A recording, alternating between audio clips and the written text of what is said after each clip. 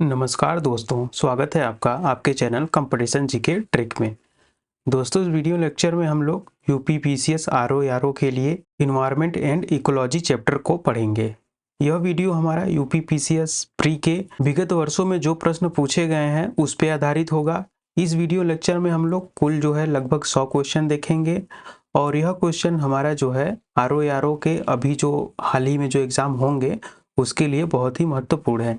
यहाँ से बहुत सारे क्वेश्चन आपसे पूछे जाएंगे, डायरेक्ट इनडायरेक्ट। अगर आपको पता होना चाहिए यह बात कि यूपी पीसीएस का नेचर है कि वह प्रीवियस क्वेश्चन से डायरेक्ट क्वेश्चन को पूछ लेते हैं या कहीं ना कहीं उससे रिलेटेड होता है। तो अगर आप एग्ज़ाम से 1-2 दिन पहले अगर प्रैक्टिस कर लेते हैं इस चीज़ की तो आपके लिए बहुत ही बेनिफिशियल होगा। तो इसी को देखते हुए हम लोग इस वीडियो लेक्चर में महत्वपूर्ण पर्यावरण और पारिस्थितिकी के प्रश्नों को देखेंगे और एक एक करके हम समझेंगे। तो चलिए बिना देरी किए हम टॉपिक को स्टार्ट करते हैं। तो इस कड़ी में हमारा सबसे पहला क्वेश्चन है, कह रहा है ब्लैक होल की जानकारी सर्वप्रथम किसने दी थी। तो ब्लैक होल के बारे में पूछा जा रहा है। तो ब्लैक होल की जो सर्वप्रथम जानकारी दी थी वह इंडियन वैज्ञानिक थे और उनका नाम था एस चंद्रशेखर। नाम काफ़ी महत्वपूर्ण है, आप याद रखिएगा। किसी इंडियन व्यक्ति ने ब्लैक होल की सबसे पहले जानकारी दी थी, उनका नाम है चंद्रशेखर। तो याद रखिए।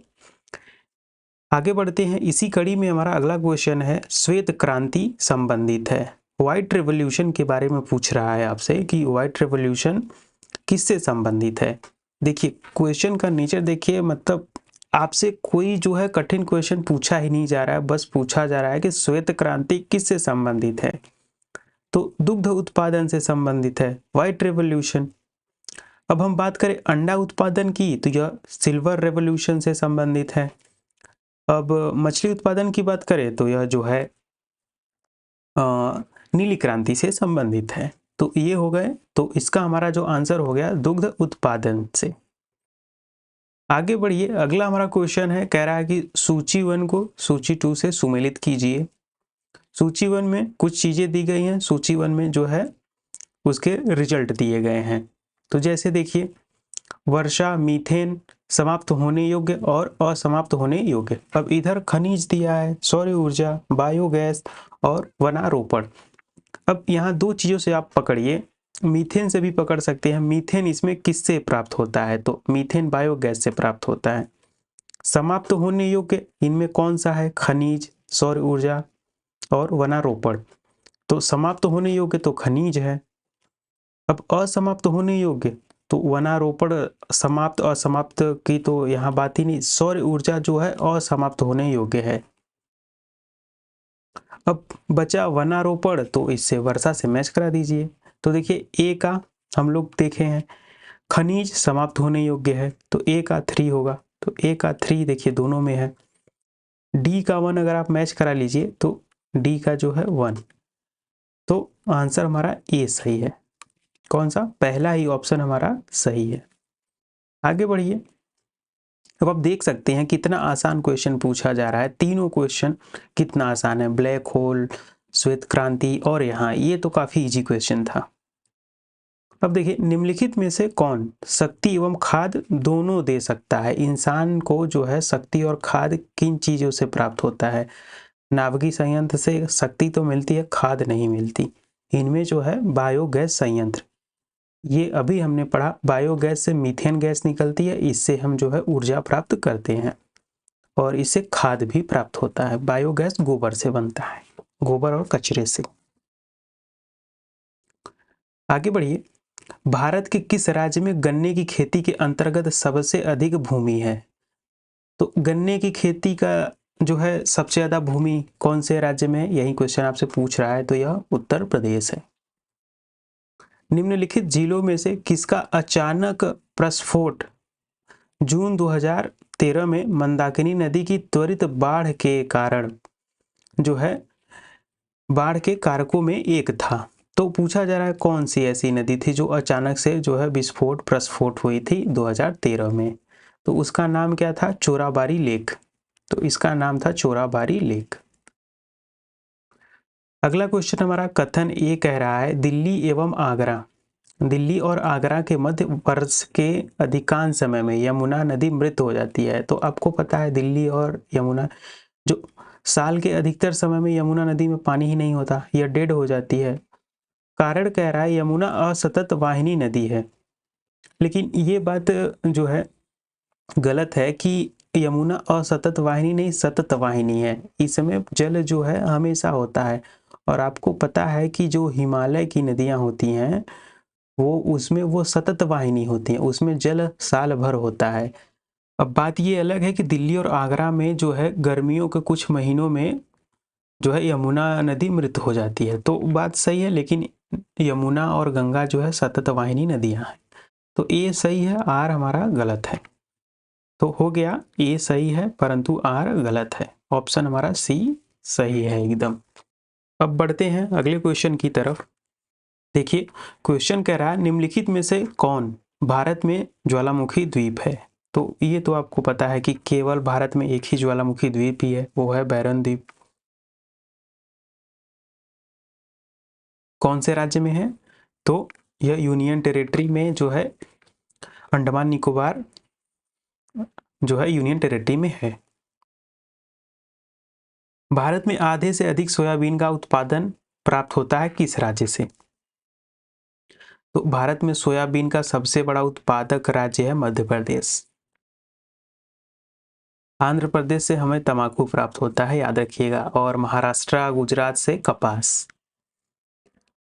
अब देखिए निम्नलिखित बांधों में से कह रहा है कौन बेतवा नदी पर बनाया गया है। तो बेतवा नदी पे जो है राजघाट बांध बनाया गया है। रिहंद बांध जो है यह रिहंद नदी पर है। शारदा बैराज जो है शारदा नहर पे है। बाकी राजघाट बांध जो है यह बेतवा नदी पर है। निम्नलिखित नदियों में से किसको दक्षिण की गंगा कहा जाता है? तो दक्षिण की गंगा जो है गोदावरी नदी को कहा जाता है। भारत के निम्नलिखित तटों में से कौन कृष्णा डेल्टा एवं कैप कमोरिन के मध्य स्थित है? तो कौन सा तट पूछा जा रहा है कि कृष्णा डेल्टा और कैप कमोरिन के जो है बीच में स्थित है? तो यह जो है कोरोमंडल तट इसे कहते हैं हम। ये जो क्षेत्र है इसको हम कोरोमंडल तट कहते हैं। निम्नलिखित में से कौन विश्व का सबसे ऊंचा ज्वालामुखी पर्वत है? तो विश्व की सबसे ऊंची ज्वालामुखी पर्वत के बारे में यहाँ पूछ रहा है। तो देखिए कौन सा ज्वालामुखी है, तो यह है माउंट कोटोपैक्सी। याद रखिएगा माउंट कोटोपैक्सी। निम्नलिखित में से किसको पर्ल ऑफ साइबेरिया कहा जाता है? तो पर्ल ऑफ साइबेरिया जो है यह बैकाल झील को कहते हैं।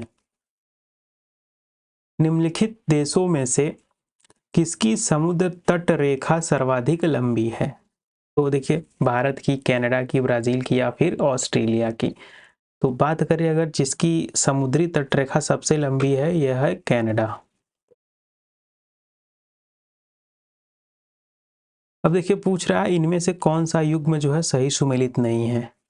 अब इधर कुछ झील दिए हैं, इधर कुछ जो है देश है। तो देखिए बॉयलिंग झील डोमिनिका में है ऐसा कह रहा है। तो बॉयलिंग झील जो है डोमिनिका में है, यह बात सही है। अब देखिए फाइव फ्लावर झील यह मंगोलिया में नहीं है। तो पूछा जरा कौन सा सही सुमेलित नहीं है, तो फाइव फ्लावर झील। बाकी रेड लेगून बोलिविया में है, और जो है ग्रेट स्लेव झील यह कनाडा में है। आगे बढ़िए। अगला क्वेश्चन कह रहा है निम्नलिखित देशों में से कौन सा बॉक्साइट का सर्वाधिक उत्पादन करता है? तो बॉक्साइट का लार्जेस्ट जो है प्रोड्यूसर कौन सा है? गिनी, ऑस्ट्रेलिया, जमैका या फिर भारत? तो ऑस्ट्रेलिया जो है बॉक्साइट का सबसे बड़ा उत्पादक राज्य है, देश है। और बॉक्साइट जो है यह एल्यूमिनियम का और है। निम्नलिखित में से किसको प्रातःकालीन शांत स्थल कहा जाता है? तो प्रातःकालीन शांत स्थल जो है यह कोरिया को कहा जाता है। विश्व में यूरेनियम का बृहद भंडार जो है कहाँ है? सबसे बड़ा यूरेनियम का भंडार किस देश में है? ऑस्ट्रेलिया, ब्राजील, दक्षिण अफ्रीका या फिर कनाडा? तो यूरेनियम और जो है बात करें यूरेनियम और बॉक्साइट, तो यह ऑस्ट्रेलिया है। अभी वर्तमान में पूछा जाए तो कजाकिस्तान जो है सबसे बड़ा भंडार कहाँ है? कजाकिस्तान में। निम्नलिखित में से कौन सा कथन सही है? तो सही वाला पूछा जा रहा है, तो देखिए पढ़िए इसमें से। जैव मंडलीय पारिस्थितिकी तंत्र में ऊर्जा का प्रवाह एक दिशी होता है। तो पहला ही जो हमारा लाइन है यह सही है कि जो जैव मंडलीय अगर पारिस्थितिकी तंत्र में हम बात करें तो ऊर्जा का प्रवाह हमेशा जो है सिंगल डायरेक्शन में होता है, एक डायरेक्शन में। बाकी अगर सही पूछ रहा, अगर पहला ही मिल गया तो बाकी पढ़ने की जरूरत नहीं है।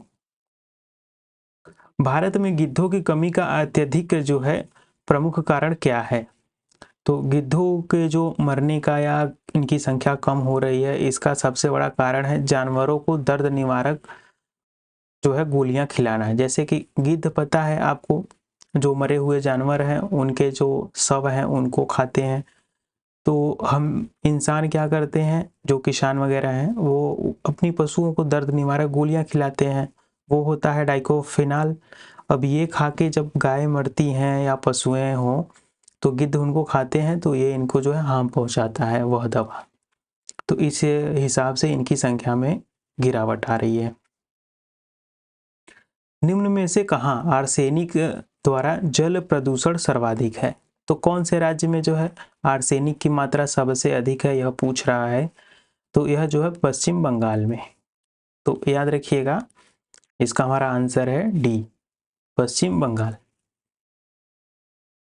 निम्न में से कौन पारिस्थितिकी तंत्र के विषय में सही नहीं है? तो पढ़िए कौन सा सही नहीं है। तो यह अजैविक एवं जैविक दोनों संघटकों से युक्त होता है। तो पूछा जरा कौन सा सही नहीं है, तो यह बात तो सही है, यह जो जैविक अजैविक दोनों होता है, सही बात है। इसकी अपनी स्वयं की उत्पादकता होती है, बिल्कुल सही है। लेकिन यह जो है बंद तंत्र नहीं होता, यह खुला तंत्र होता है। तो ये कथन हमारा गलत है, बंद तंत्र नहीं खुला तंत्र होता है। तो ऑप्शन हमारा जो है सी वह सही है। बाकी प्राकृतिक संसाधन तंत्र होते हैं तो होता ही है। आगे देखिए, निम्न प्रजातियों में से कौन सी दांत वाली व्हेलों में विशालतम है? तो पूछा जरा दांत वाली व्हेल में सबसे बड़ा कौन सा है? इन चार ऑप्शन में से आपको बताना है सबसे बड़ी दांत वाली व्हेल। व्हेल जो है, तो यह जो है स्पर्म व्हेल जो है सबसे बड़ी होती है, याद रखिएगा। निम्न में से कौन सा जो है सागरीय राष्ट्रीय उद्यान है? तो सागरीय राष्ट्रीय उद्यान के बारे में पूछा जा रहा है। तो सुंदरवन, भितरकनिका, गहरमाथा, ये सब नहीं, मन्नार की खाड़ी जो है यह सागरीय राष्ट्रीय उद्यान है। अब सुंदरवन पश्चिम बंगाल में है, भितरकनिका गहिरमाथा उड़ीसा में है, याद रखिएगा। साथ ही साथ ऐसे भी क्वेश्चन पूछे जाते हैं कि कौन सा जो है नेशनल पार्क कहाँ पर है। आगे बढ़िए, निम्न में से किससे जलवायु परिवर्तन का क्रायोजेनिक संकेतक प्राप्त किया जा सकता है? तो किससे प्राप्त किया जा सकता है? तो यह आइस कोर से। निम्नलिखित में से किसे मेगा डाइवर्स देश के रूप में माना जाता है? तो मेगा डाइवर्स देश कौन सा है? तो ऑस्ट्रेलिया है। निम्न में से किसकी औसत शुद्ध प्राथमिक उत्पादकता सबसे कम है? तो किसकी कम है? जो है शीतोष्ण कटिबंधीय वन की। ध्यान रखना है आपको, औसत जो है शुद्ध प्राथमिक उत्पादकता सबसे कम पूछा जा रहा है। तो शीतोष्ण कटिबंधीय वन की बात कर रहा है, फिर उष्ण कटिबंधीय वन और शीतोष्ण कटिबंधीय घास प्रदेश या फिर उष्ण कटिबंधीय सवाना। तो यह जो हमारा आंसर है इसका शीतोष्ण कटिबंधीय घास प्रदेश जो है, इसकी जो है उत्पादकता सबसे कम है। तो याद रखिएगा आप, आंसर हमारा सी सही है। निम्न में से कौन सही सुमेलित नहीं है?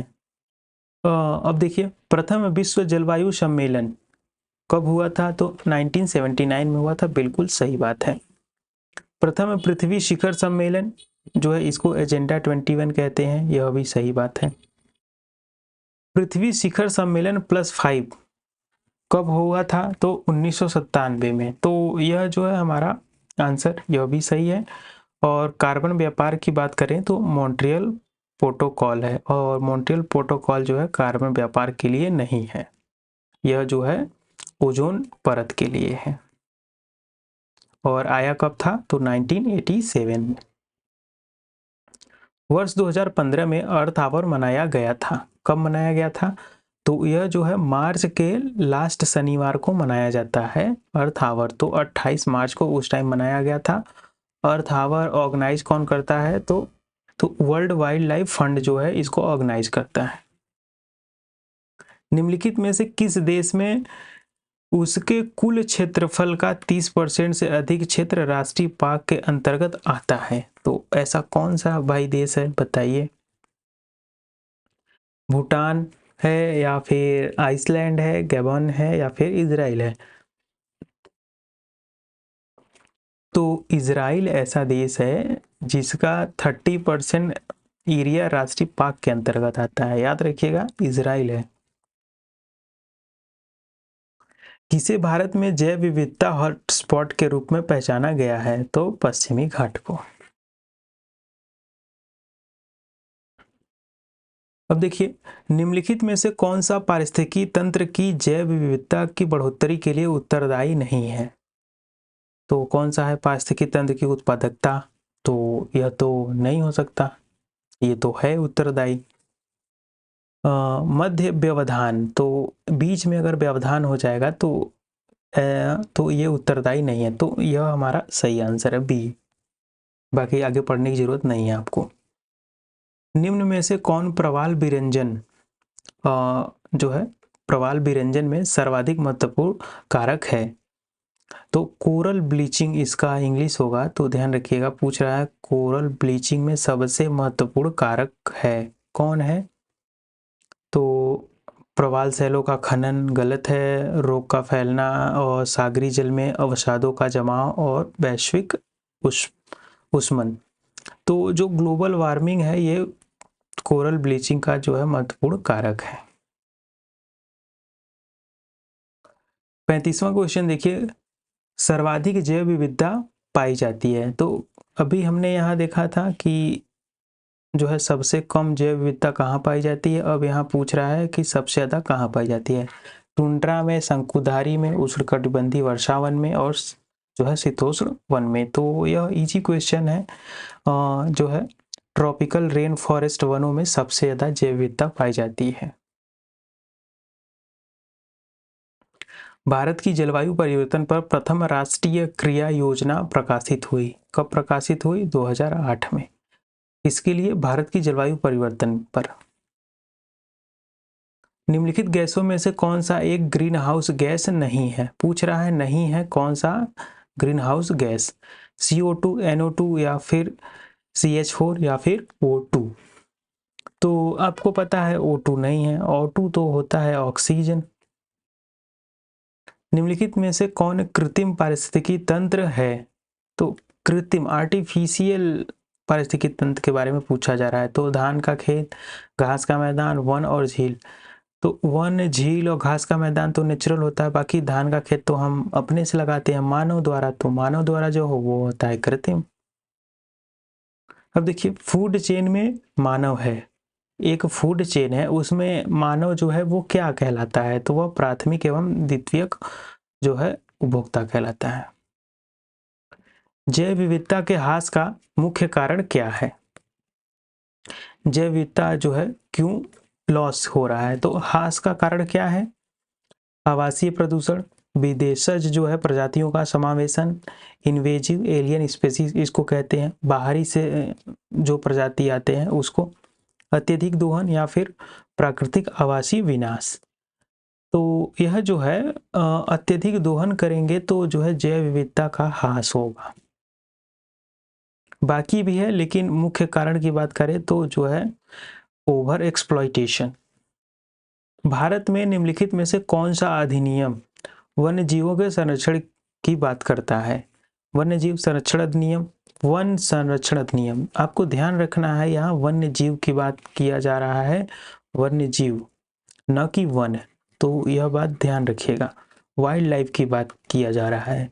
तो अगर हम बात करें वाइल्ड लाइफ की तो जो है वाइल्ड लाइफ प्रोटेक्शन एक्ट ही है 1972 का जो कि इनको प्रोटेक्ट करता है। तो ऑप्शन ए सही है।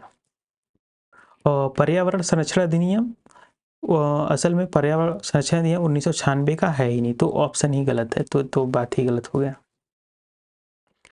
अब देखिए, रानी झांसी समुद्री राष्ट्रीय पार्क की स्थापना हुई थी, कौन से वर्ष में हुई थी यह पूछा जा रहा है, तो यह 1996 में हुई थी। निम्नलिखित ईंधनों में से कौन न्यूनतम पर्यावरणीय प्रदूषण उत्पन्न करता है? तो सबसे कम जो है पर्यावरण प्रदूषण कौन से ईंधन से होता है? डीजल, कोयला, हाइड्रोजन या फिर मिट्टी के तेल से? तो हाइड्रोजन से। हाइड्रोजन से तो बल्कि होता ही नहीं है। अगला क्वेश्चन कह रहा है कि सूची 1 में संस्था दिया गया और सूची 2 में शहर। शहर या उसके केंद्र, उसको मैच कराना है आपको। जोधपुर, नई दिल्ली, देहरादून, झांसी। अब झांसी यूपी में है, तो यह हम लोगों ने कई बार पढ़ रखा है कि यहाँ क्या है, तो जो है भारतीय चारागाह एवं चारा अनुसंधान संस्थान है। अब हमारा बी का 4 होगा, तो बी का 4 में देखिए 2 जगह है।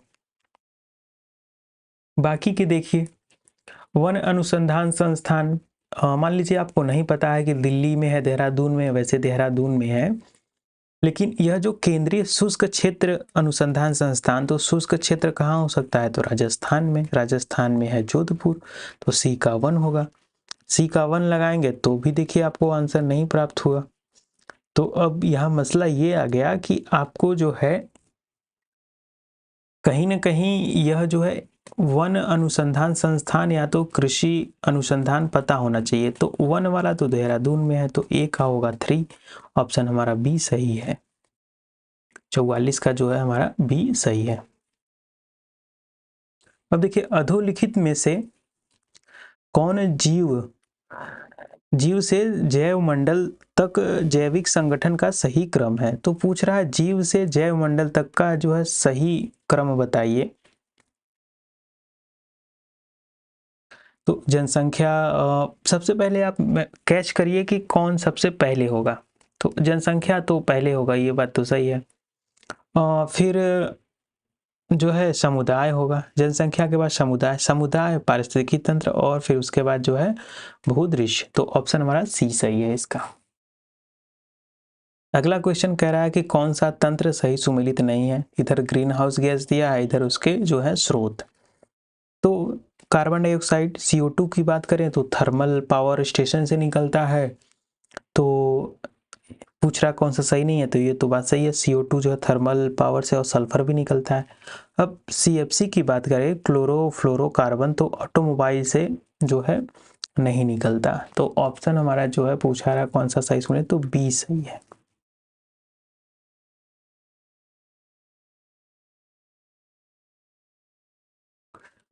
हवा में तैरते हुए श्वसनीय सूक्ष्म कणों का आकार होता है। तो श्वसनीय सूक्ष्म कणों का आकार जो हवा में तैर रहे हैं उसका कितना माइक्रोन होता है, कितना, तो यह जो होता है हमारा 5 माइक्रोन से कम वाले जो होते हैं वह श्वसनीय सूक्ष्म कण होते हैं। मतलब हम सांस लेंगे तो हवा में वो ऑलरेडी होते हैं।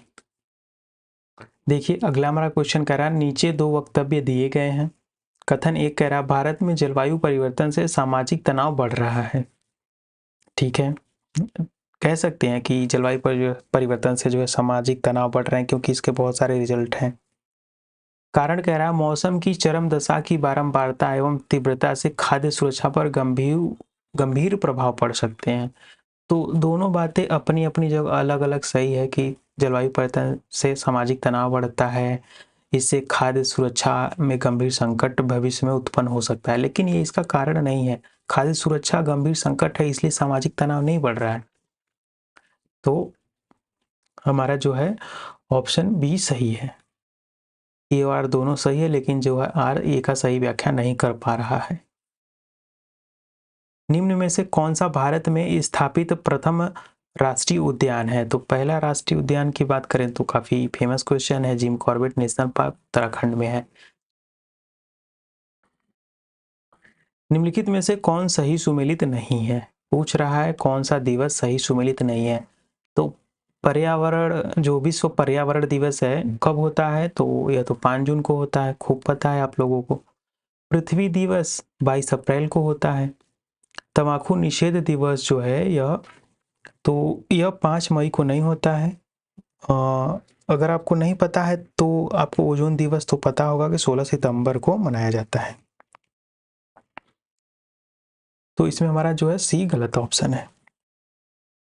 बाकी कुछ इंपॉर्टेंट डेट है, जैसे आप 22 अप्रैल है तो 22 तारीख को बहुत सारे जो है तिथि मनाए जाते हैं, दिवस मनाए जाते हैं। तो जैसे मैं आपको बताऊं तो 22 अप्रैल को तो पता चल गया कि पृथ्वी दिवस अर्थ डे है। एक महीना पहले जाएंगे 22 मार्च को, तो 22 मार्च को मनाया जाता है जल दिवस। 22 अप्रैल को पृथ्वी दिवस। फिर 22 मई को आएंगे एक महीने बाद तो जैव विविधता दिवस। और फिर एक महीने बाद आएंगे तो 22 जून को जो है वर्षा वन दिवस मनाया जाता है। तो ये 22 22 22 ऐसे है, याद रखिएगा। देखिए हरित ग्रीन प्रभाव, ग्रीन हाउस गैस से वातावरण में निम्नलिखित में से कौन सा परिवर्तन होता है?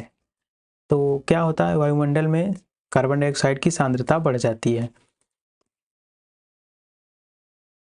तो पहला ही जो हमारा ऑप्शन सही है।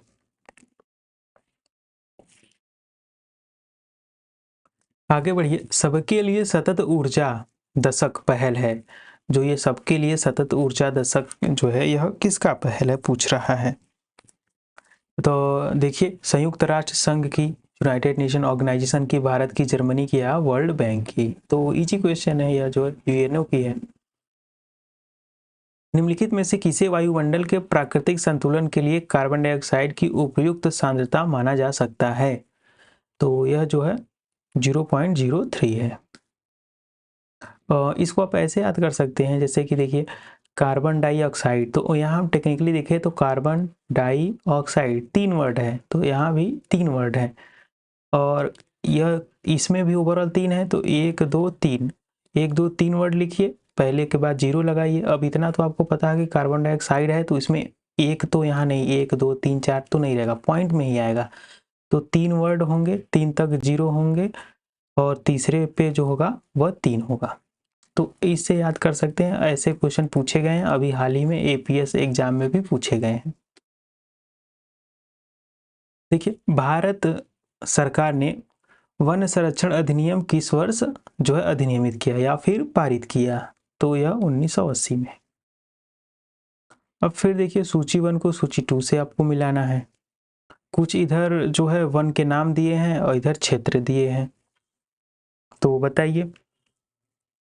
अब देखिए उष्ण कटिबंधीय वन, फिर शंकु वृक्ष, फिर कच्छ वनस्पति और फिर जो है पतझड़ वन। तो मैच कराइए आप। तो इसमें से देखिए पतझड़, कच्छ, शंकु वृक्ष या फिर उष्णकटिबंधीय, इनमें से आपको कौन सा जो है पता है? तो उष्णकटिबंधीय वन की बात करें तो सुंदरवन में भी नहीं होगा, ये साइलेंट वैली में होगा। और फिर हम बात करें शंकु वृक्ष, तो शंकु वृक्ष तो ये तो पक्के से कि हिमाचल प्रदेश में होगा, ठंडे जगहों में।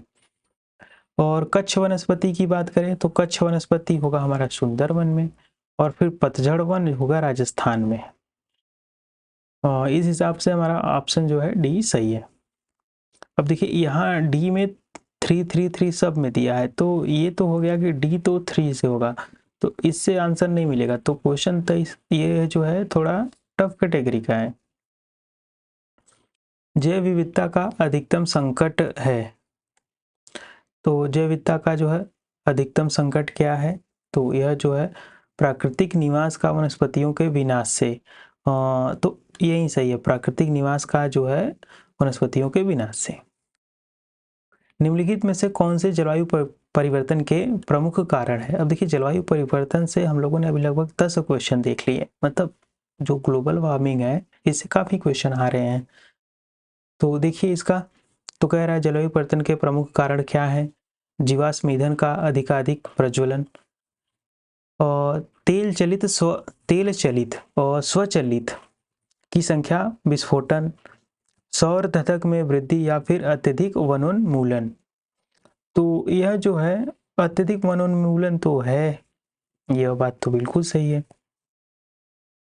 बाकी जीवाश्म ईंधन का अधिकाधिक प्रज्वलन यूज ये भी है, तो 1 और 4 तो होगा। 1 और 4 देखिए बहुत सारे ऑप्शन में है। सौर धधक में वृद्धि, अब ग्लोबल वार्मिंग से सौर धधक में वृद्धि तो नहीं होगा। सूर्य की जो ऊष्मा है उसमें वृद्धि कैसे हो जाएगी ग्लोबल वार्मिंग से, धरती पे करेंगे। तो तीसरा किसमें नहीं है, तो तीसरा काट देंगे तो ए और सी गलत हो जाएगा। और जो है तेल चालित स्वचालित की संख्या में वृद्धि यह भी है, तो ऑप्शन हमारा बी सही हो जाएगा। क्वेश्चन थोड़ा कॉम्प्लिकेटेड था, ध्यान से पढ़िएगा। निम्नलिखित में से किस पारिस्थितिकीय तंत्र में पौधों का जैविक पदार्थ अधिकतम है, तो किसमें है, देखिए उष्णकटिबंधीय पतझड़ में और उष्णकटिबंधीय वर्षावन में। तो वर्षावन में इसमें जैविक पदार्थ सबसे ज्यादा होता है। अब यहाँ देखिए रिपोर्ट से क्वेश्चन है, स्टेट इंडिया फॉरेस्ट रिपोर्ट से पूछा रहा है कि इसके अनुसार देश में कुल भौगोलिक क्षेत्र का कितना प्रतिशत जो है वन के अंतर्गत है। तो कितना प्रतिशत है वन के अंतर्गत, तो 21.54% है। अभी वर्तमान में बात करें तो यह लगभग 24% है। और रिक्वायर कितना है, कितना होना चाहिए, तो 33% होना चाहिए, याद रखिएगा 33%। भारत में बाघ परियोजना प्रोजेक्ट टाइगर कब शुरू किया गया, तो 1973 में। निम्नलिखित में से कौन मानव जनित जीवों का एक उदाहरण है, जल तंत्र, वर्षावन, घास का मैदान या फिर फसली भूमि। तो कौन सा है बताइए, तो जो फसली भूमि है यह मानव जनित है। फसली भूमि मानव जनित, तो फसल कौन उगाएगा, मानव ही तो उगाएगा। निम्नलिखित में से कौन सा जानवर बिना पानी पिए सबसे लंबी अवधि तक जीवित रह सकता है, जिराफ, ऊंट, कंगारू या फिर कंगारू चूहा। ध्यान से देखिएगा, यह जितना आप समझ रहे हैं आसान उतना नहीं है, और इसको ध्यान से दीजिए जवाब। मैं आपको 30 सेकंड देता हूँ। तो देखिए जिराफ तो आप मेरे ख्याल से काट ही दिए होंगे, ठीक है। कंगारू आपको डाउट लग रहा होगा, चूहा भी लग रहा होगा। अब कंगारू है तो कंगारू चूहा में भी डाउट होगा, तो आपको 3 ऑप्शन में यहाँ डाउट होंगे। अब चलिए कंगारू दो में है, तो हो सकता है आपका दिमाग काम करे कि दो में दिया है तो कंफ्यूज करवाना चाहता है, तो ऊंट को भी काट दीजिए, जिराफ को भी। अब इसमें बताइए कौन सा है। तो कंगारू तो बाहर रहता है, चूहा रहता है बिल में। तो बिल में एक बार जो है पानी पी लेगा तो वो बिल में घुसा रहेगा कई महीनों तक, तो ऑप्शन हमारा डी सही है। कंगारू चूहा जो है सबसे अधिक समय तक बिना पानी के रह सकता है। भारत का प्रथम national centre for marine biodiversity किस शहर में है, क्या कह रहा है, national centre for marine diversity. अब मरीन है तो समंदर के किनारे होगा, तो समंदर के किनारे तो सारे हो गए, तो यह है जामनगर में। दाचिंगम राष्ट्रीय उद्यान, दाचिंगम नेशनल पार्क निम्नलिखित में से किस से संबंधित है। असल में पूछ रहा है किससे संबंधित है, कौन से जो है जानवर पशु से। तो दाचिंगम नेशनल पार्क जो है यह कश्मीर स्टैग से है। अब यह कश्मीर स्टैग देख के तो आप नाम समझ ही गए होंगे, इसको हंगुल भी कहते हैं या कश्मीर स्टैग। कहाँ है, तो जम्मू कश्मीर में। विश्व जैव विविधता दिवस कब मनाया जाता है, तो अभी मैंने आपको बताया 22-22-22 वाला करके कि 22 मार्च को, 22 अप्रैल, 22 मई, 22 जून। तो उसी में मैं आपको जो है बताया था 22 मई। तो 22 मई जो बताया था कि बायोडायवर्सिटी डे, जैव विविधता दिवस। और 22 मार्च को पूछें क्या है, तो 22 मार्च को जल दिवस है। निम्नलिखित में से कौन मृदा से संबंधित है, कौन संबंधित है, इडेफिक, बायोटिक, क्लाइमेटिक या फिर टोपोग्राफी। तो मृदा से संबंधित है इडेफिक। निम्न में से किसमें ओजोन की सर्वाधिक सांद्रता मिलती है, किसमें मिलती है ओजोन की सर्वाधिक सांद्रता, तो यह जो है ट्रोपोस्फेयर, मेसोस्फेयर या फिर स्ट्रेटोस्फेयर, एक्सोस्फेयर। तो किसमें मिलती है, तो स्ट्रेटोस्फेयर में। ट्रोपोस्फेयर सबसे निचली परत है, आपको पता होना चाहिए। अब देखिए वैश्विक उष्णन के फलस्वरूप, परिणाम स्वरूप निम्नलिखित में से किसकी बारंबारता एवं प्रचंडता बढ़ जाती है। तो ग्लोबल वार्मिंग जब हो जाएगा तो क्या बढ़ जाएगा, बस यही पूछ रहा है। सब बढ़ेगा, जितनी आपदा विपदा रहेगी सब आएगा। आंसर हमारा होगा ये सभी।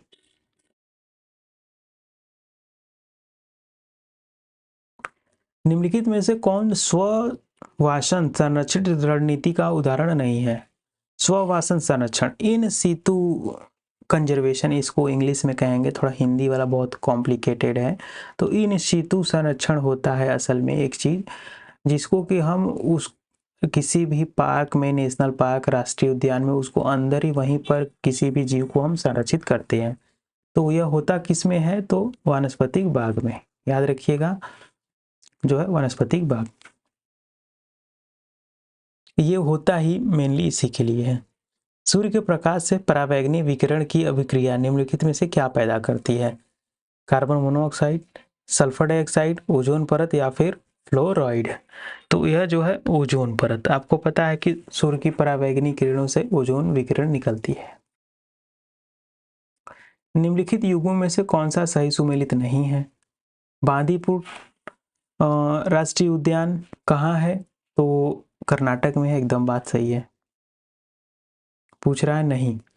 मानस नेशनल पार्क आसाम में है, काजीरंगा भी आसाम में ही है, पेरियार केरल में है और सिमलीपाल जो है यह मध्य प्रदेश में नहीं, उड़ीसा में है। मीथेन निम्नलिखित में से किससे निकलती है? मीथेन धान के खेत से भी निकलती है और दीमक की बॉम्बी से भी निकलती है। सी सही है। ग्रीन पीस इंटरनेशनल का मुख्यालय कहाँ है? तो इसका मुख्यालय एम्स्टर्डम में है, नीदरलैंड में, और भारत में जो है इस ग्रीन पीस को बैन कर रखा है, इस संस्था को। निम्नलिखित में से कौन द्वितीयक प्रदूषक है? तो जो सेकेंडरी पोल्यूटेंट की बात कर रहा है, तो सेकेंडरी पोल्यूटेंट स्मॉग है। अब देखिए, निम्नलिखित पारिस्थितिकी की तंत्रों में किसमें प्रजातीय विविधता सापेक्षता सबसे अधिक होता है? तो पूछ रहा है किस पारिस्थितिकी तंत्र में प्रजातीय विविधता सबसे जो है अधिक होता है? गहरे समुद्र में। गहरे समुद्र में कैसे हो सकता है पारिस्थितिकी विविधता? गलत है। उष्णकटिबंधीय वर्षावन में, यह तीसरी बार हम क्वेश्चन पढ़ रहे हैं कि जो है ट्रॉपिकल रेन फॉरेस्ट में सबसे ज़्यादा जो है विविधता पाई जाती है। कहा जाता है कि आप जो है वहाँ 1 फीट की अगर ऐसे कोई जगह से मिट्टी उठा रहे हैं, 1 मुट्ठी मिट्टी उठा रहे हैं, तो उसमें इतनी सारी जैव विविधता होंगी तो आप गिन नहीं पाएंगे।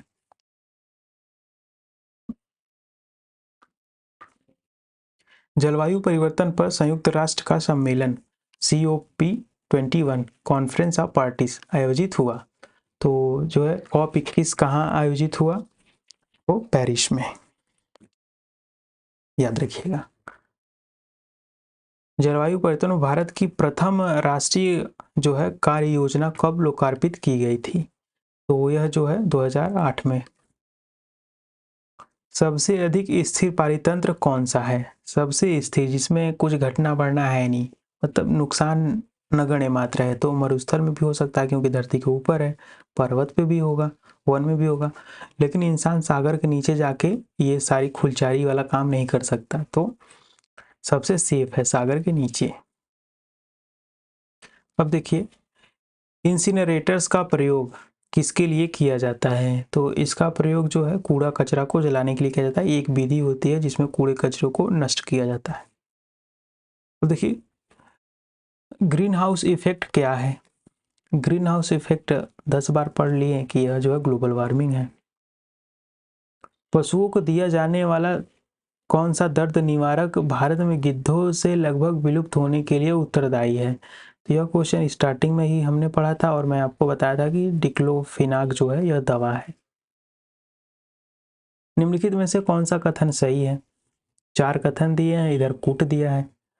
अब कूट के माध्यम से आपको एक क्वेश्चन को कूट देना है। तो देखिए, प्राकृतिक आपदाएं सर्वाधिक क्षति विकासशील देशों को करती है, एकदम बात सही है। इनके पास कोई प्लान ही नहीं होता बचने का। भोपाल जो गैस त्रासदी है यह मानव निर्मित थी, बिल्कुल बात सही है। ह्यूमन का जो है उसमें कुछ फॉल्ट था जिससे कि यह त्रासदी हुई थी।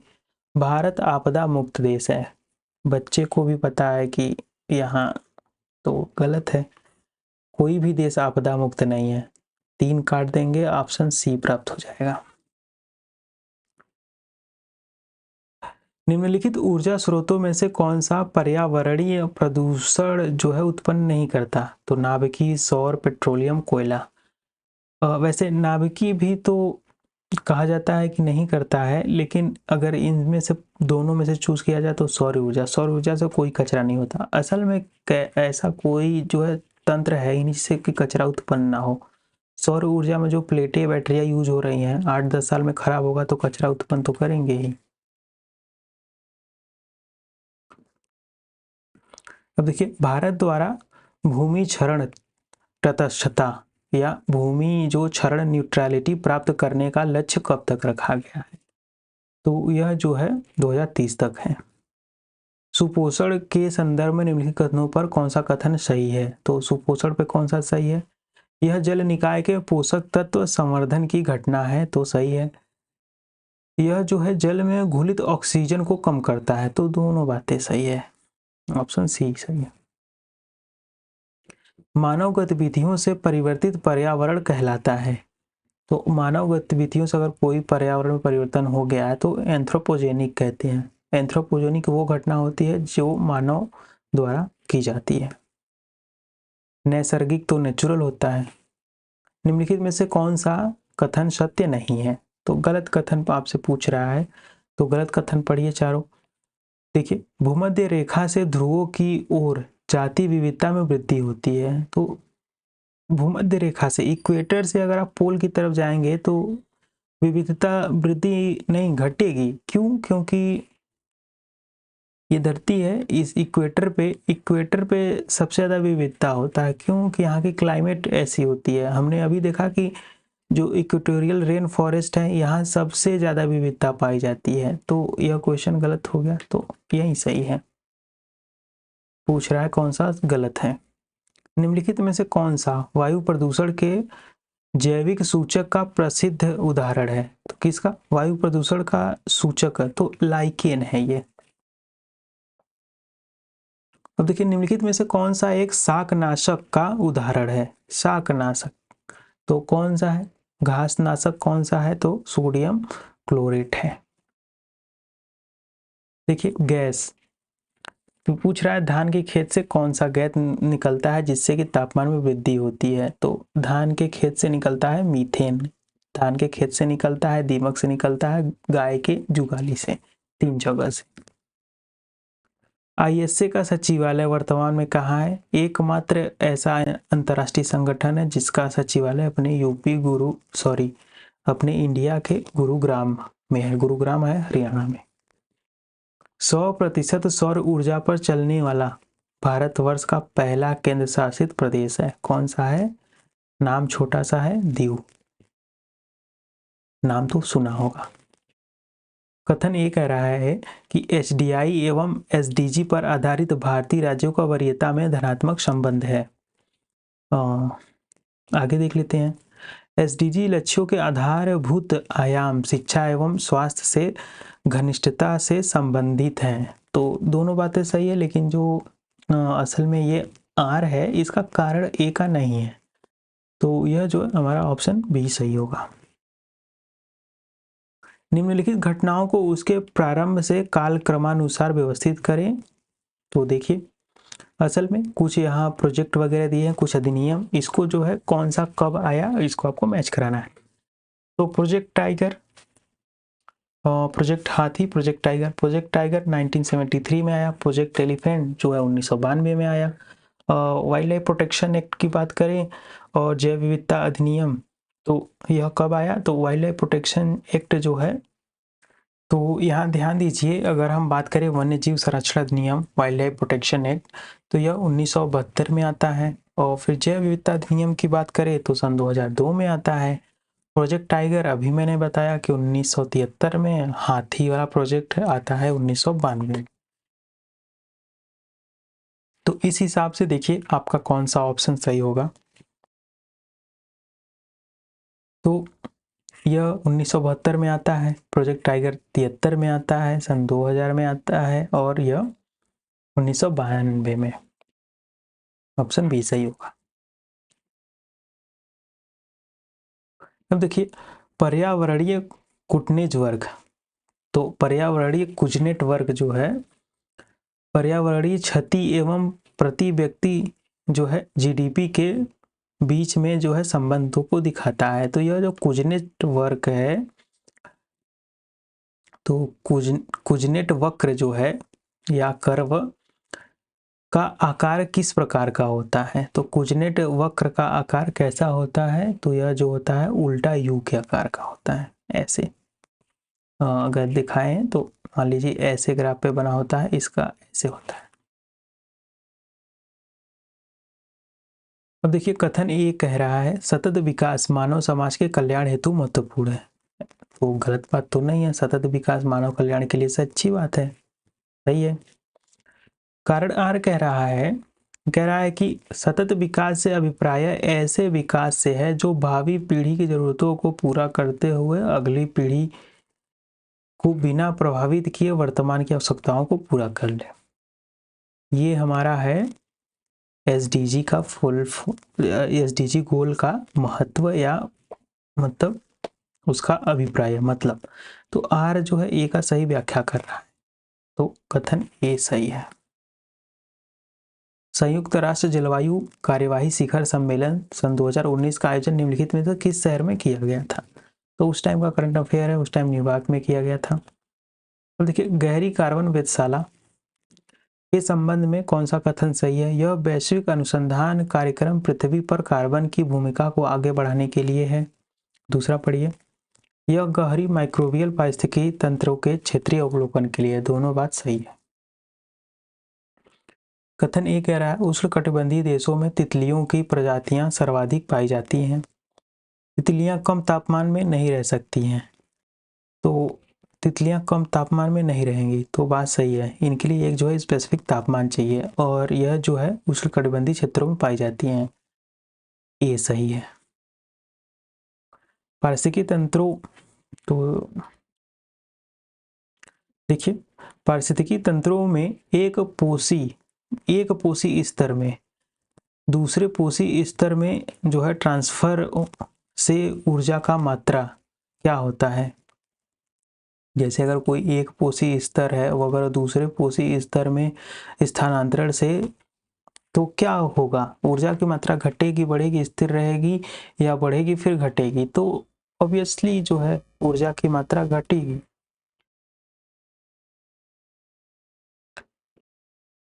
तो देखिए निम्नलिखित में से कौन सा जैविक नाइट्रोजन निर्धारण से संबंधित है? तो लाल शैवाल, हरा शैवाल, भूरा शैवाल या फिर नीला शैवाल।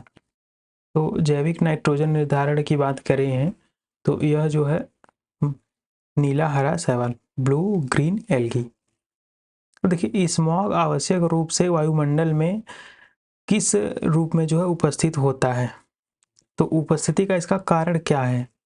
ऑक्सीजन तथा ओजोन नाइट्रोजन, ऑक्सीजन नाइट्रोजन या फिर नाइट्रोजन और सल्फर डाइऑक्साइड। तो क्या है? तो जो नाइट्रोजन तथा सल्फर के ऑक्साइड। तो देखिए निम्नलिखित क्षेत्रों में से किसमें दुर्लभ उपलब्धि के लिए वैश्विक 500 पुरस्कार दिए जाते हैं? तो वैश्विक 500 पुरस्कार यह दिए जाते हैं पर्यावरण क्षेत्र में। भारत में सबसे अधिक जैव विविधता संपन्न क्षेत्र है, तो कौन है? तो पश्चिमी घाट है, बायोडायवर्सिटी हॉटस्पॉट इसे कहते हैं। देखिए निम्नलिखित में से कौन सा भारत में सतत विकास लक्ष्य के लिए एसडीजी गोल के लिए कार्यान्वयन एजेंसी है? कौन सा है? तो इसकी जो एजेंसी है यह है नीति आयोग। देखिए निम्नलिखित में से कौन सा सतत विकास लक्ष्य भारत में वर्ष 2030 तक जो है सभी के लिए पानी की उपलब्धता और उसकी स्थायी प्रबंधन को लक्षित करेगा? बोल वचन छोड़िए, आप बताइए कि कौन सा एसडीजी गोल है जो पानी की उपलब्धता को बताता है? तो एसडीजी गोल 6 है, याद रखिएगा, इंपॉर्टेंट है। समृद्धि की सीमा की अवधारणा का प्रतिपादन किसने किया था? तो किसने किया था? तो यह द क्लब ऑफ रोम में किया गया था। सूची 1 में प्राकृतिक वनस्पति दिए गए हैं, सूची 2 में उसका क्षेत्र। अब बताइए कि कौन सा वनस्पति कौन से क्षेत्र से पाया जाता है? तो बबूल, देखिए यहाँ पर कुछ है जो उसको आप पहले पकड़िए। अधिजीवी वनस्पति बबूल जो है बैवोवाव और देवदार। इधर देखिए सवाना, सहारा, भूमध्य रेखीय और भूमध्य सागरी। अब देखिए हमारा पहला जो अधिजीवी वनस्पति है, तो अधिजीवी वनस्पति हमने अभी देखा कि ये भूमध्य रेखीय वाले में होंगे। बाकी बबूल की बात करें तो बबूल जो है यह सहारा क्षेत्र में पाए जाते हैं। फिर हम बात करें बैवोबाव का तो यह सवाना में, और देवदार तो भूमध्य सागरीय क्षेत्र में, मेडिटेरेनियन में पाए जाते हैं। तो इस हिसाब से हमारा आंसर ये सही होगा। भारत सरकार द्वारा जुलाई 2020 में बाघों की गणना 2018 पर जारी विस्तृत प्रतिवेदन के संदर्भ में कौन सा कथन सही है? भारत में विश्व की कुल बाघों की आबादी 70% है। ठीक है, आगे पढ़िए। भारत में लगभग 30% बाघ अभ्यारण्य से बाहर रहते हैं। अब पहला तो सही है, लेकिन अगर 30% बाघ अभ्यारण्य के बाहर रहेंगे तो नहीं लगता कि ये थोड़ा खतरनाक चीज है। तो कथन एक सही है केवल।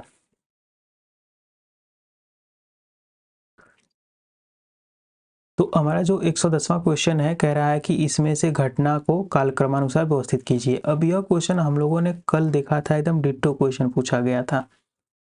Project tiger, project elephant, wild life protection act या फिर जैव विविधता अधिनियम। इसको आपको क्रम से लगाना है, कौन सबसे पहले आया। तो अगर हम बात करें सबसे पहले जो आया तो वाइल्ड लाइफ प्रोटेक्शन एक्ट, ये आया कब आया? तो 1972 में, 1972 में। तो सबसे पहले हमारा 3 होगा। 3 हमारा 2 ऑप्शन में है, तो पहला और जो ए और बी तो कट गए। दूसरा कौन सा आया? Project tiger. तो 3 के बाद एक होगा, तो 3 के बाद एक करेंगे तो ऑप्शन हमारा सी हो जाएगा। बाकी आप ध्यान रखिए कि प्रोजेक्ट टाइगर आता है 1973 में, फिर प्रोजेक्ट हाथी आता है 1992 में, वाइल्ड लाइफ प्रोटेक्शन एक्ट आता है 1972 में, और जो है बायोडाइवर्सिटी एक्ट आता है सन 2002 में। याद रखिएगा। अब देखिए, एक पारिस्थितिकी तंत्र के विभिन्न घटकों से होकर पोषक तत्वों का गुजरना क्या कहलाता है? तो इसका गुजरना जो है जैव भू रसायन चक्र कहलाता है। याद रखिए, इजी है। भारत में मिट्टी बचाओ आंदोलन कहाँ से शुरुआत हुआ? तो मिट्टी बचाओ आंदोलन जो है यह मध्य प्रदेश से स्टार्ट हुआ था। याद रखिएगा। देखिए, ग्रीन हाउस इफेक्ट के प्रभाव भू सतह पर औसत तापमान होगा। औसत तापमान जो है बढ़ेगा कि घटेगा ग्रीन हाउस बढ़ने से? तो ग्रीन हाउस के प्रभाव से भू सतह का औसत तापमान जो है वो -18 डिग्री हो जाएगा। समुदायों का पूर्ण क्रम के क्रमशः एक निश्चित स्थान पर बदलता है, क्या कहलाता है? तो यह जो है शियर कहलाता है। अब देखिए, सस्टेनेबल पर्यटन का मुख्य उद्देश्य क्या है? तो यह तो इजी क्वेश्चन है। तो देखिए, पर्यटकों की संख्या में वृद्धि, बड़े पैमाने पर सांस्कृतिक अखंडता और पारिस्थितिक तंत्रों को बनाए रखते हुए पर्यटन एवं पर्यावरण प्रबंधन करना। तो एकदम अच्छा जो है ऑप्शन सी लग रहा है। सामान्यतः पर्यावरण को निम्न प्रकार से वर्गीकृत किया जा सकता है। तो कौन सा एक इस वर्गीकरण का अंश नहीं है? तो बताइए कौन सा नहीं है? परिचलित पर्यावरण, भौतिक, और फिर आता है हमारा सांस्कृतिक, जैविक। तो परिचलित पर्यावरण। पारिस्थितिकी संक्रमण अवधारणा का सर्वप्रथम प्रयोग किया गया, किसके द्वारा किया गया? कौन से वैज्ञानिक द्वारा? तो बेनेट द्वारा। याद रखिएगा, पर्यावरण जो है पारिस्थितिकी संक्रमण। निम्नलिखित में से कौन सा वैश्विक ताप वृद्धि, ग्लोबल वार्मिंग का प्रभाव है? तो कौन सा प्रभाव हो सकता है? समुद्र जल तल का बढ़ना सही है, हिमनद पिघलना, बीमारियों का फैलना, प्रवाल भित्ति का व्यंजन, सब सही है। निम्नलिखित घटनाओं को कालक्रमानुसार व्यवस्थित कीजिए। रियो पृथ्वी सम्मेलन, ब्रिटलैंड आयोग का रिपोर्ट, मॉन्ट्रियल प्रोटोकॉल और the limit to growth report. तो यह जो है बात करें तो द लिमिट ग्रोथ रिपोर्ट सबसे पहले आया, फिर उसके बाद जो है ब्रिटलैंड आयोग की रिपोर्ट आई, फिर मॉन्ट्रियल प्रोटोकॉल आया 1986 में, फिर आया रियो पृथ्वी सम्मेलन 1992 में। ऑप्शन बी सही है। राष्ट्रीय चंबल अभ्यारण्य किस राज्य का हिस्सा नहीं है? तो यह जो है 3 राज्यों में लगता है, याद रखिएगा राष्ट्रीय चंबल अभ्यारण्य जो है। और यह कौन कौन से राज्यों में? तो यह मध्य प्रदेश, राजस्थान और उत्तर प्रदेश के ट्राई जंक्शन पे लगता है, हरियाणा नहीं है। तो देखिए राष्ट्रीय स्वच्छ वायु कार्यक्रम जो है केंद्र सरकार द्वारा किस वर्ष स्टार्ट किया गया? तो 19 में।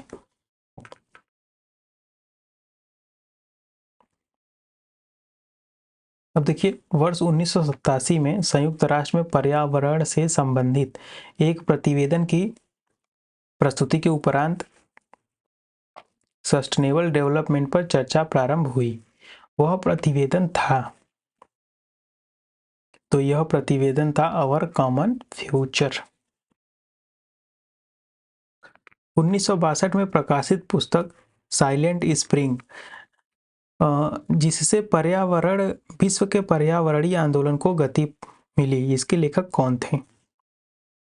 तो इसके लेखक जो थे यह रसेल कार्सन थे। निम्नलिखित में से कौन सा एक वन्य प्राणियों के विलुप्तीकरण का प्रमुख कारण नहीं है? तो देखिए कौन सा कारण नहीं है? प्राकृतिक आवास का नष्ट होना, तो यह तो कारण है। जंगल में आग भी है और अवैध व्यापार भी है। जनसंख्या में तीव्र वृद्धि से तो विलुप्तीकरण थोड़ी होगा। निम्नलिखित में से कौन सा वायु प्रदूषण का सूचक है? तो लाइकेन है। क्वेश्चन अभी हमने देखा। विश्व ओजोन दिवस कब मनाया जाता है? तो यह कब मनाया जाता है? तो यह 16 सितंबर 1987 से स्टार्ट है, मॉन्ट्रियल प्रोटोकॉल से। कार्बन क्रेडिट की अवधारणा उत्पन्न हुई क्योटो प्रोटोकॉल से। 2 कथन दिए गए हैं। अभिकथन ए कह रहा है पारिस्थितिकी तंत्र में विधि जो है अवयव आपस में एक दूसरे पर निर्भर नहीं होते हैं। कारण आर कह रहा है मानव क्रियाओं से वातावरण प्रभावित होता है। तो जो है अब पारिस्थितिकी तंत्रों से विधि अवयव आपस में एक दूसरे पर निर्भर नहीं होते, तो बात तो गलत है, होते हैं निर्भर। लेकिन ये जो है मानव क्रियाओं से वातावरण प्रभावित होता है, तो वो तो होता ही है। तो इस हिसाब से हमारा देखें तो यह जो है 28 का हमारा ये गलत है, आर सही है। 2050 के लिए नेट जीरो लक्ष्य के संदर्भ में कुछ बातें कही गई हैं, पढ़िए। कथन एक कह रहा है इसका अभिप्राय है देश को 2050 तक इसके उत्सर्जन को 0 तक नीचे लाना होगा। तो ये बात कर रहा है 0 तक लाना होगा, तो 0 तक तो कभी नहीं आएगा। तो बाकी इसका अभिप्राय किसी देश के उत्सर्जन को जो है क्षतिपूर्ति वातावरण से ग्रीन हाउस गैसों का निराकरण करना, तो एकदम सही है। देखिए कह रहा है कि फ्लाई ऐश प्रदूषण होता है, किससे फ्लाई ऐश का प्रदूषण होता है? तो फ्लाई ऐश किससे निकलेगा? तो ताप विद्युत संयंत्र से। India climate change knowledge portal का शुभारंभ 2020 के निम्नलिखित में से किस महीने में किया गया? उस टाइम का करंट अफेयर था, इसका आंसर ए है। निम्नलिखित में से कौन सा युग्म सही सुमेलित नहीं है? संस्था, उसकी अवस्थिति। अंतर्राष्ट्रीय सस्य वानिकी अनुसंधान केंद्र नैरोबी में है, एकदम सही है। भारतीय वन प्रबंधन संस्थान भोपाल में है। केंद्रीय सस्य वानिकी अनुसंधान बांद्रा में नहीं है, गलत है। और टाटा अनुसंधान जो है दिल्ली में है। सूची 1 में जैवमंडल दिया गया है, सूची 2 में उसकी अवस्थिति। तो असल में कौन सा बायोस्फीयर रिजर्व कौन से राज्य में है? सिमलीपाल उड़ीसा में है, पंचमढ़ी नंदा देवी उत्तराखंड में है, नोकरेक मेघालय में है, पंचमढ़ी मध्य प्रदेश में है। तो इस हिसाब से जो है हमारा आंसर सिमलीपाल का ए का 4 होगा। ए का 4 देखिए 2 में है। अगर हम डी का पता कर लें तो हमें आंसर मिल जाएगा। डी का नोकरेक मेघालय में है, 2 में होगा। देखिए 2 तो बहुत में है। बाकी नंदा देवी सी का AM 1 है तो सी का 1 है, तो जो है सी का 1 है, सी का 1 2 में है, और पंचमढ़ी बी का 3 इस हिसाब से देखा जाए तो ये ऑप्शन पूरे में मिल रहा है। निम्नलिखित में से किस वर्ष भारत सरकार द्वारा पर्यावरण संरक्षण अधिनियम पारित किया गया? तो पर्यावरण संरक्षण अधिनियम 1986 को पारित किया गया। इको मार्क प्रतीक निम्नलिखित में से किससे संबंधित है? तो किससे संबंधित है? तो पर्यावरण के लिए सुरक्षित सामग्री से। तो दोस्तों हमारा जो है वीडियो यहीं पर समाप्त होता है। इस वीडियो लेक्चर में हम लोगों ने अच्छे खासे क्वेश्चन देखें, और क्वेश्चन आपको ये सब कैसा लगा जरूर कमेंट करके बताइए। वीडियो अच्छा लगा तो लाइक कीजिए। धन्यवाद।